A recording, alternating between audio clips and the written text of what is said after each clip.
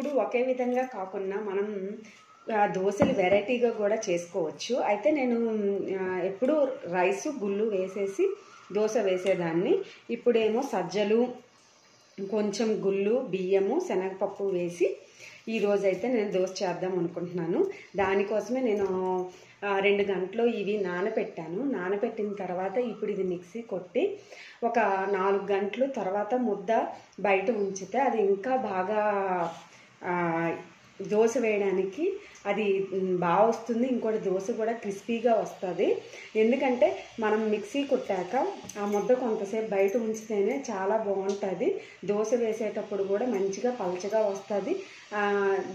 అది సేమ్ మనం మామూలు దోశ ఎలా వేసుకుంటామో అలానే ఉంటుంది. ఇందులో కొంచెం రాగులు కూడా వేసుకోవచ్చు. నా దగ్గర రాగి పిండి ఉందనేసి అది నేను తర్వాత వేసుకుందామని ఇప్పుడు ప్రెజెంట్ దీంట్లో వేయలేదు నేను. తర్వాత అయితే కొంచెం రాగి పిండి కూడా వేసుకుంటాను. పిల్లలకి ఇది చాలా హెల్దీగా ఉంటుంది, మనం కూడా తినొచ్చు. ఇందులో పచ్చిమిర్చి, ఉల్లిపాయలు కలిపి పలచగా వేసుకుంటే చట్నీ అవసరం లేదు.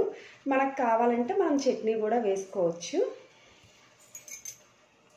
మిక్సీ కొట్టాక మనకి ఇలా వస్తుంది. దాన్ని మనం ఒక బౌల్లో తీసుకొని అందులో నేను ఆల్రెడీ నా దగ్గర రాగిపిండి అన్నాను కదా, దాన్ని నేను కొంచెం తీసుకొని మిక్సీ అందులో కలుపుకొని అది నేను కొంచెంసేపు స్టోర్ చేసుకుంటాను. తర్వాత అది కొంచెం సేపు నానాక సాల్ట్ వేసి నాకు కావాలంటే పచ్చిమిర్చి, ఆనియన్స్ వేసి దోశ వేసుకుంటాను. లేకపోతే ప్లెయిన్గా వేసుకొని దాంతో చట్నీ కూడా మనం చేసుకోవచ్చు.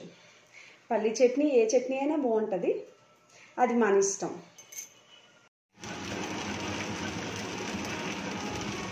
దోశ ముద్ద అయితే ఇలా ఉంది. మనం కొంచెం తిక్కుగా కూడా వేసుకోవచ్చు, కొంచెం పలచగా వేసుకోవచ్చు. నేనైతే కొంచెం వాటర్ వేసి పలచగా చేసుకున్నాను. దోశ కూడా వేసాను, బాగానే వస్తుంది. దోశ తిని టేస్ట్ కూడా ఎలా ఉందో మీకు చెప్తాను.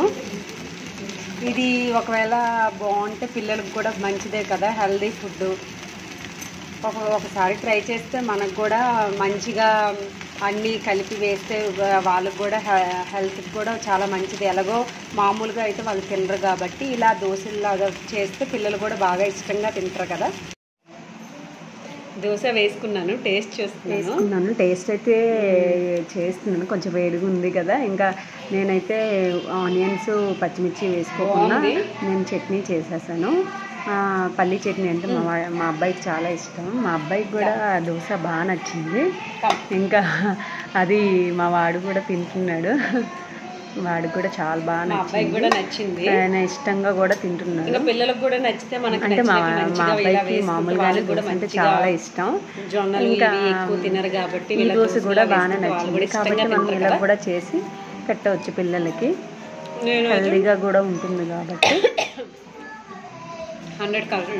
నాకైతే బాగా నచ్చింది.